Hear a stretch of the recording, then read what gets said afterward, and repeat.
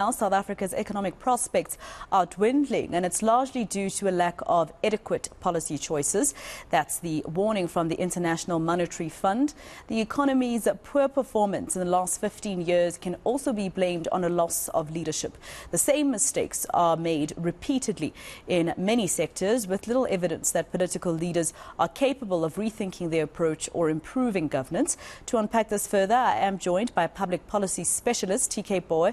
TK, thank you very much for your time. This always reminds me of an interview that we had just here on Channel last week with Minister Thulas Nxesi, who told a colleague of mine, Letu Mdluli, in fact, that the economy did grow. But of course, we know that it grew by only 1.1%. So in all honesty, and in government's own targets for 2030, is 1.1% economic growth really growth? Yeah, afternoon, and thanks for having me. No, look, it's negligible growth, truth be told. And look, the number, everybody knows the numbers. I think for South Africa to have what we term the type of growth that really brings in employment, we need to be at around 5%, like probably for the next 5 to 6 years. And this has been known all the way back from 2008. So, to celebrate 1 or 0 point something kind of just tells you how bad things are. And really, as the show's correctly asking, that's the bigger question to say, look, everybody's known this from 2008. Anything which we're discussing is not new. The key question to ask is why has there been, actual leadership to actually provide and kind of take the necessary risks and imagination to really get to the 5 to 6% growth, as we've seen other counterparts like Malaysia have been doing.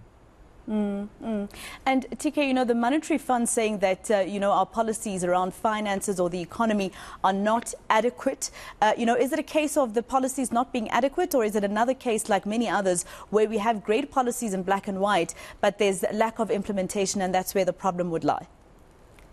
No, I'm glad that you've said that, and I've said this for the longest time. This idea that we've got great policies, look, if something is great, it's been tested in time. And we never get to that point in South Africa. And I've always even told government that they should actually stop saying this idea that we've got great policy, the only problem is implementation. It doesn't work like if your policy if you're not able to implement your policy, it means the planning was wrong from the start. So what the International Monetary Fund is raising, it's questions of institutions. And it kind of puts us into what's termed path dependency, which is to say, because we've not made the right policy decisions from the last decade or so, we're basically stuck in a cycle of where we always discuss the wrong things. 1, 2, we never really get to the nub of the problem. And I've always said, look, South Africa's 3 big problems from a government perspective is, 1, we have not looked at the institutional analysis of is government set up to actually assist the private sector? Because that's what we really need. We need a private sector, not a public sector, which is the largest employer in the country. 2, we don't want to get to the core issue, which is to say, if you were to take away Joburg, Pretoria, and the city of Cape Town. No, it's Durban, Pretoria, and by Joburg I mean Pretoria and Ekurhuleni and Cape Town. That's about 60% of our economy. What does that say about the rest of where South Africa should be? So we're not having those discussions about how do we get employment, how do we get those big industries to go into places like Mahikeng, how to get places like the Vembe districts in Limpopo, and how do we actually say, look, let's help rural Eastern Cape and KZN. Until we get to those discussions and policies speak to that, we're simply just going round and round in circles, asking the wrong questions. And, when you look at National Treasury and their mention of what their policies aim for, one of those things is a prudent fiscal policy that will ensure that we have enough investment and enough employment, at least for the people of South Africa. But we are among the countries with the highest unemployment rate, and most of the people who are sitting at home are the young ones. Yes, and look, Treasury is great at telling you, I always say Treasury, from much of my aggravation, is great at telling you things after the fact. For instance, there's always an argument that says, listen, what was happening in the last 10 years when money was just basically being siphoned off? Treasury was not on top of that. Treasury tells us after the fact, and that's always been my aggravation with Treasury. And hence, they become very prudential, which is to say they become very conservative, which of in itself is not a problem unless they give us a counterweight, which is to say, listen, we need to be spending bigger and better on infrastructure in the country. Treasury should be challenging national government to say, listen, when you speak to the private sector, especially international players, they tell you readily, look, this is what South Africa should be doing. You guys should be a bit more relaxed in terms of your labor law. Not to say that you exploit workers, but you need to understand that South Africa, you're not so special. that the rest of the world is not competing for the same money.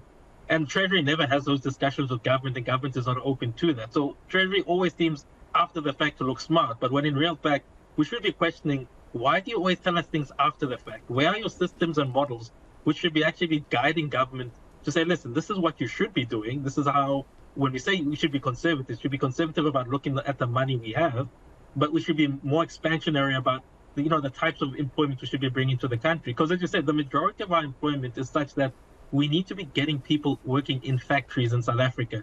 We need to be getting people working in large-scale manufacturing. But we're not having those types of debates, and Treasury is actually not assisting. And I think government is also doesn't really want to have engaged those discussions with its partners in the labor front. So that's, for me, while I hear what Treasury is saying, and we should say, look, you should be cautionary and you should be conservative about how you spend money, but not when you're planning. At the moment, we're in crisis. We should be saying, look, let's go for everything that seems to work, understanding that we just need to have better models of accountability coming from Treasury.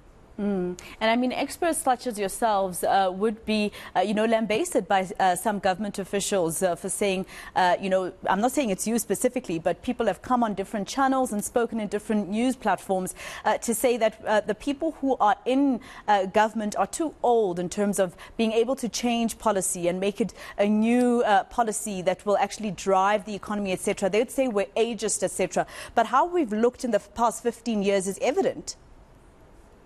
Well, it's not an age thing. You'd be surprised. A lot of the most conservative people from Treasury are young, people who are young. I think it's a systems thing. That's why I said we need to look at it from the concept of path dependency, which is to say it doesn't matter what age you go into Treasury or even certain government departments, you'll end up making the same mistakes, not because of your age, but because that's what the prevailing environment does to you.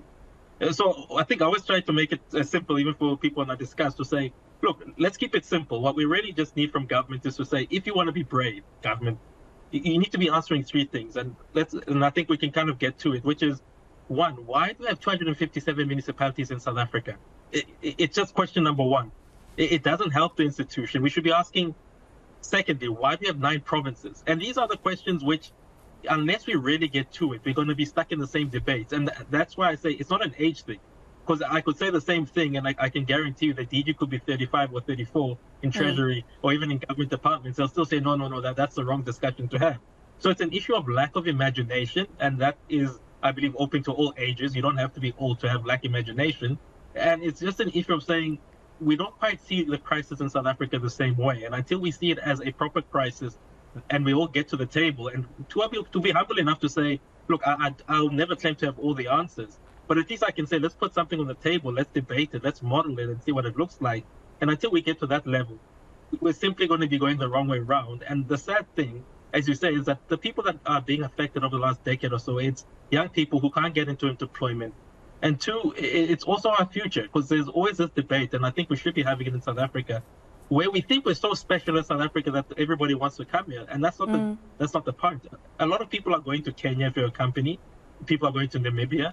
People are going to Asia. And I think we just need to be humble enough to say we're not so special as a country that finance is going to miss us. And then we need to be humble enough to say, listen, let's put all solutions on the table, no matter how crazy they are, and let's see what works. All right, TK, thank you so much for your time. A public policy specialist from Wits University, TK Pooe, speaking to us there.